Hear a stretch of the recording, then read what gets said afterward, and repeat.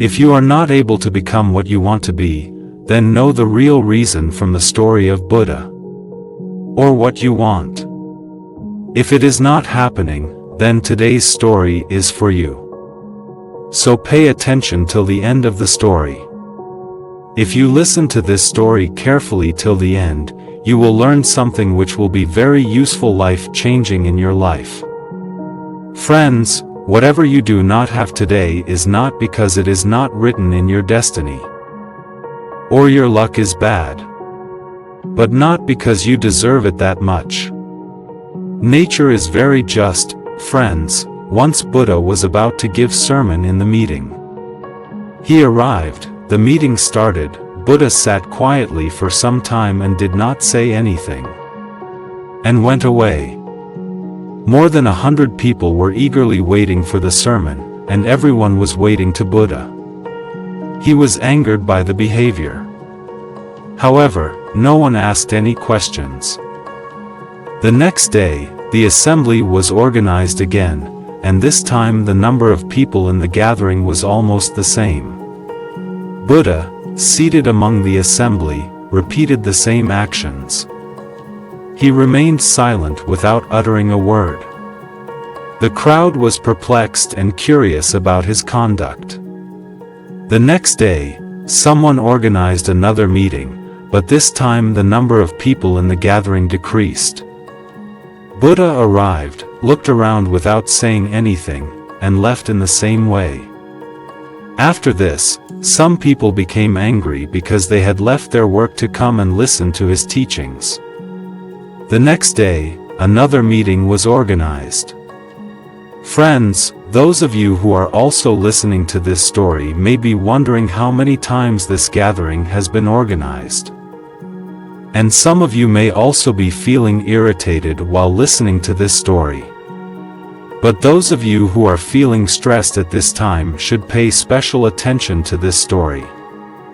Because it's just for you, but this time, the number of people in the assembly had further decreased. Again, Buddha came, and without saying anything, he left. This time, people were very angry, and there were discussions and criticisms about Buddha. The next day, the assembly was organized once again, and this time the number of people had significantly decreased. Buddha spoke this time when he arrived, and after speaking, he took his seat. Then, shared their knowledge and wisdom in different directions. Moving forward, Buddha used to leave the meeting without speaking for many days.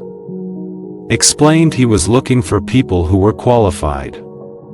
Buddha told those 15 disciples that on the first day, more than 100 people were present. But most of them had no real interest in his teachings. They were there only to watch and listen, not to connect with the knowledge because they could not understand it directly from him. For me, the search was for people who could bring my knowledge to every corner. Leaving the meeting without speaking for several days was intentional because I wanted to see who really had the thirst. The people who were really interested were stayed till the end, while people who came just for this left on the first or second day. The question is not what I can give you, but rather, what you can take. Your eligibility is not determined by how much you can take but by how much you deserve. Once again, I ask how one can become worthy. In the assembly, among all those who attended, only those with patience within them stayed until the end, and it is that endurance that will determine your journey in life, but you cannot reach the steps of success without seeing. Then, that person asks Buddha, if one can cultivate patience within oneself through consistent practice. Just as a person starts meditating. Buddha understood this, and said yes, that's correct. It means there is a need for continuous practice with patience. Friends, now you must have understood why you don't have what you want, because you don't deserve it. You will become worth it when you pay attention to yourself, and this can only happen through constant practice.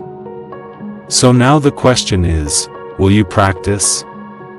If yes, then why are you not doing it? Facing this question honestly with ourselves teaches us that we can be whatever. Remember, the key to becoming worthy of what you desire lies in the honest question you ask yourself.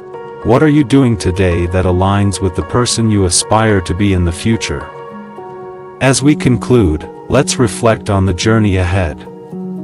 Embrace continuous practice and honesty with oneself. For it is through these that we carve the path to becoming the person we aspire to be. Wishing you courage, determination, and success on your transformative journey. Thanks for watching.